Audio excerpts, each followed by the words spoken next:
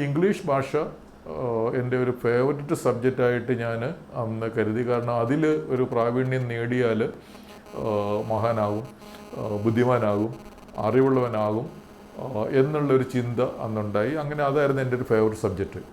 ഇന്ന് നമ്മൾ നോക്കിക്കഴിഞ്ഞ് കഴിഞ്ഞാൽ ലോകത്തിലെ ഗവേഷണ പ്രബന്ധങ്ങളും തീസീസുകളും നല്ല ബുക്കുകളും, ഇപ്പോൾ നമ്മൾ ബുക്കർ പ്രൈസ് കൊടുക്കുന്നതോ അല്ലെങ്കിൽ അങ്ങനെയൊക്കെ, നോബൽ പ്രൈസ് പല രാജ്യങ്ങളിലെ പല പല പിന്നെ പരിഭാഷകൾ വന്നിട്ട് അതൊക്കെ ഉണ്ട്. പക്ഷേ ഇംഗ്ലീഷിൽ ഉള്ള നമ്മുടെ സാഹിത്യവും നമുക്ക് കൂടുതൽ പരിചയമുള്ള സാഹിത്യമൊക്കെ ഇംഗ്ലീഷ് സാഹിത്യമാണ്. റിസർച്ച് പേപ്പേഴ്സ് കൂടുതലും ഇംഗ്ലീഷിലാണ് വരുന്നത്. മറ്റു ഭാഷകളില്ലെന്നല്ല, ജർമ്മനിലുണ്ട്, ഫ്രഞ്ചിലുണ്ട്, ചൈനീസിലുണ്ട്, ജാപ്പനീസിലുണ്ട്, ഒക്കെ ഉണ്ട്, റിസർച്ച് ഉണ്ട് ആ ഭാഷകളിൽ. പക്ഷേ കൂടുതലും നമുക്ക് പരിചയം ഇംഗ്ലീഷ് ഭാഷയിലുള്ള ബുക്കുകളും ഇംഗ്ലീഷ് ഭാഷയിലുള്ള റിസർച്ച് പ്രബന്ധങ്ങളും ആർട്ടിക്കിൾസും ഇംഗ്ലീഷ് ഭാഷയിലുള്ള BBC, CNN പോലെയുള്ള ചാനലുകളും ന്യൂസുകളും ഒക്കെയാണ്. നമ്മളെവിടെ ലോകത്ത് പോയാലും ഇംഗ്ലീഷ് അറിയാമെങ്കിൽ നമുക്ക് ജീവിക്കാമെന്നൊക്കെ ഉള്ളൊരു ചിന്ത ഉണ്ട്. അപ്പോൾ അത് ചെറുപ്പകാലത്ത് എന്നെ ആ ഒരു സബ്ജക്റ്റിലേക്ക് ആകർഷിക്കാൻ ഒരു കാരണമായി.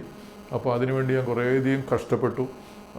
ഈ ഡിക്ഷണറിയൊക്കെ പുസ്തകം പോലെ ഈ വൊക്കാബുലറി കൂട്ടാൻ വേണ്ടിയിട്ട് അന്ന് പഠിക്കുമായിരുന്നു.